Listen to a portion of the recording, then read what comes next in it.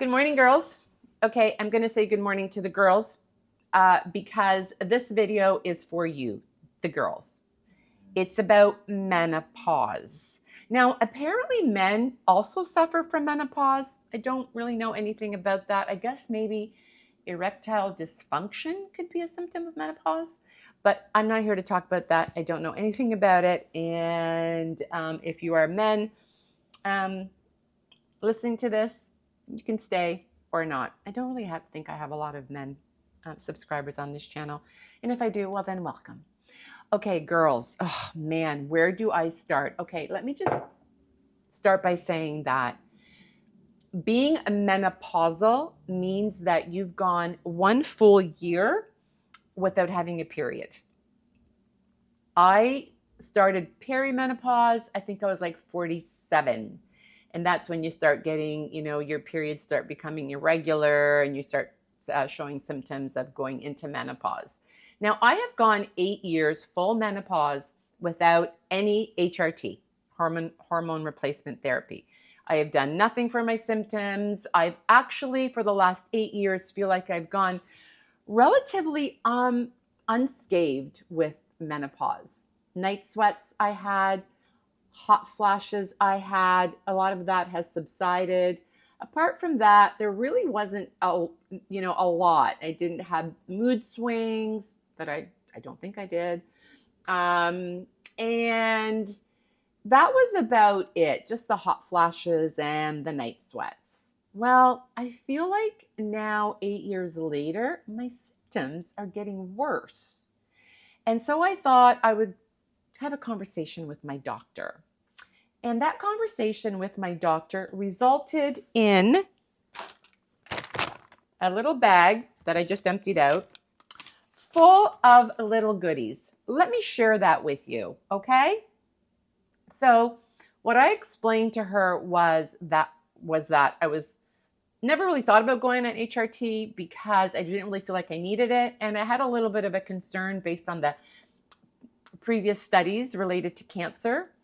And she informed me that apparently now, today, the studies have almost been reversed, that the side effects of being on hormone replacement therapy are actually not apparently cancer is really not a big thing, studies show, from being on HRT, and the benefits outweigh the side effects.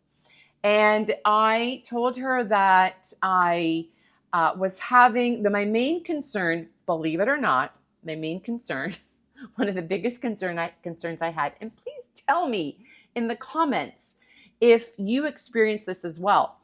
My ears were getting so itchy that I couldn't stand it anymore. I was like, oh, I just want to rip them off.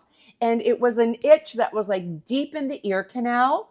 But then that itch went to oozing of the ear, scaliness in the ear.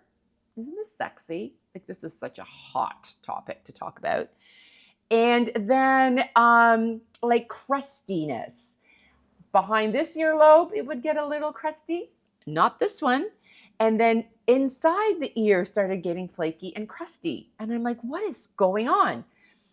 So I started doing some research, and apparently this is a symptom of menopause. So she's put me on ear drops twice a day, every day.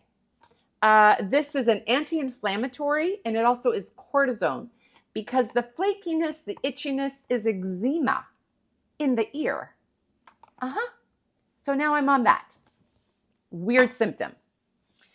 So she wanted to start with a low dosage of estrogen. This is a gel, and I'm supposed to put this gel on my forearm every day. This apparently is going to help with the problem down there, because you have to use it or lose it. And I have not been using it. I have been divorced for 8 years. I have not had a sexual partner for 8 years. I don't subscribe to the whole hookup culture. And another symptom is you sort of, out of sight, out of mind, when you go without it for a long time, you don't really crave it. would love to have like an intimate connection more than the actual physical connection. Apparently, that's also a symptom of menopause. So not only did she recommend this, she's recommended vaginal dilators. Mm-hmm. Yeah, I don't even know why I would need that. I don't have a sexual partner. So anyway, that's that problem, among others, which I'm gonna spare you the details. There's just two TMI here. So that should fix that problem. And then the problem with using the estrogen is then you have to combat it with progesterone, whatever, however you pronounce that. So if you're on the estrogen, you also have to be on the progesterone. You guys, I am somebody that doesn't even take Advil. Like I will suffer with a headache before I take Advil or Tylenol. I can't believe the amount of drugs that I am on right now. It's starting to look like my parents' medicine cabinet. So then I've got that. And then the other thing that I picked up yesterday at the pharmacy was this. Do you know what this is? This is for osteoporosis. Didn't know I had osteoporosis, you guys. So if you're in your 50s, you should go and get yourself a bone density scan. I had no idea I had osteoporosis. Not even what do you call that? What do you call that before you have the osteoporosis? Osteopenia? See, that's another symptom of menopause. Brain fog. You can't think of a word. Like so many times it's like right there at the tip of my tongue and I can't think of the word.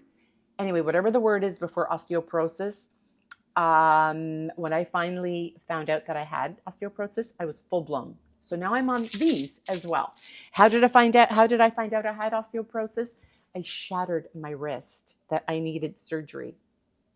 If I can find the picture of the hardware that I have in my wrist right now, I will send it to you. I don't know if you can see the scar.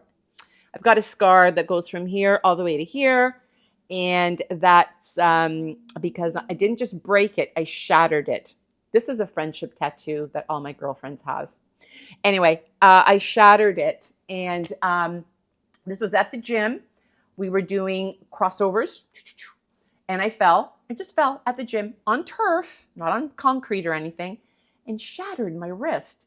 And that is how I found out I was full-blown osteoporosis. I don't smoke, rarely drink, good diet. And now not only am I taking that medication for osteo, I'm also taking vitamin D every day, which I think everybody should do anyway, and calcium supplements. And not only am I feel like I'm a drugstore, which is crazy for me, I also am self-employed. And so I don't have a drug plan, which I'm thinking I probably should get one now that I'm getting older. This was over $300 to get all these medications. And this is every month. So that is crazy expensive.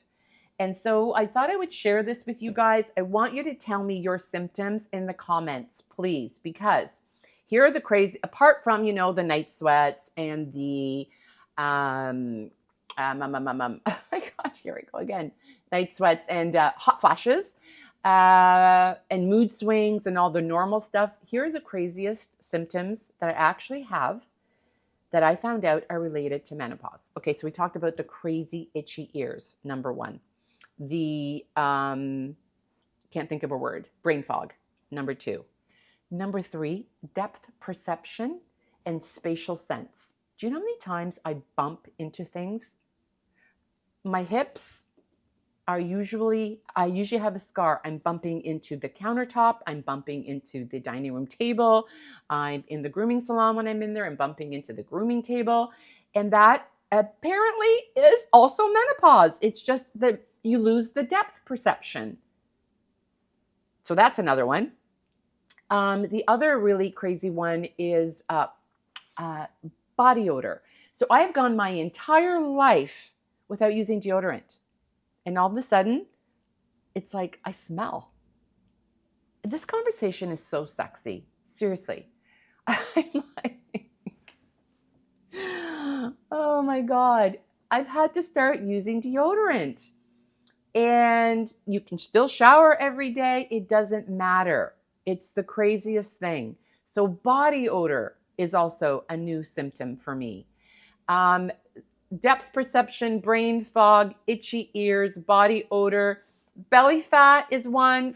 I mean, I'm pretty lucky in that sense. My belly fat is not here, but definitely weight gain for sure, 100%. My weight gain goes to my boobs, and I had a breast reduction at 21. I feel like they're back. I'm Portuguese, so TNA is sort of something we come with. A lot of weight gain, the boobs, but definitely in the thigh area. There's no thigh gap going on here, the thighs, and through the hip area as well. And the worst for me that I really have noticed big time is right under the arm. Right under the arm, I've got the big wing flap. And that apparently also is a symptom of menopause. So those are sort of the ones that I didn't ever think were related to menopause. I made some notes here. I think I've talked about everything, honestly. That is, lack of sex drive, but that's, I mean, pretty typical. I'm a pretty good sleeper, so I don't really suffer from that, thank God. But I thought I would make this video for you guys, and I would really love for you, if you could, leave your comments and let us know what your symptoms are, because everyone reads each other's comments. And I think if there's women out there that are suffering from some of these symptoms that don't think it's related to menopause, it is. And so I'm really hoping that by being like an experiment here, I feel like I am a science experiment, that I get some relief from some of my symptoms. And we'll see. If I do, great. If I don't, well, I won't be having to spend $300 every month. That's it. I will keep you posted. I'll let you know. I took the progesterone last night. I just got these yesterday. So I took that last night. And then this is just, the osteoporosis is just once a week. I was actually on the injection that you can get twice a year, every 6 months for the osteoporosis. But then I went to see an endocrinologist. Yes, that's what it was. And she told me that it was such a high dose, the shot, the injection, and super expensive. I think it's $400 for that injection twice a year, that she put me back on just oral medication. She thought that I never probably should have been on that in the first place. And I don't even know why. I mean, why do we go to endocrinologist? I was referred to her for my osteo. And now I do a bone scan every year, and it's coming up, I think, next month. So I will let you know if the medications, I've been on this for 3 years now. So, and there's been really no change. I mean, it hasn't gotten worse, which is great, but it also hasn't gotten better. It's just stabilized. Did I tell you I take vitamin D and calcium supplements on top of that? And that's about it. So I'm taking way more drugs than I'm happy with taking. I look at my mom and dad's cabinet, and I just think this is insane. Like, there's just way too many drugs. I want to do everything I can to avoid that. And here I am. So we'll see how it goes. You can get estrogen in a higher dose and orally, and I think also vaginally you can get estrogen. The vaginal wall atrophies and thins, and it becomes dry. And so I think that you can do like a suppository, or like a little insert that you can put into the vagina if you are, if the symptoms are severe. But right now I'm just doing a gel patch for my arm. So remember, girls, use it or lose it. That's a real thing. I can attest to that. Anyway, that's about it. I hope that helps. I got to get ready for work. And I thought I would do this because I'm sure a lot of you are also suffering from these crazy symptoms that you probably never thought were related to menopause. And apparently they are. If I can find a picture, I will show you the great little hardware I've got in my arm that goes off every time I go through a thing at the airport. The thing that you go through, whatever that's called.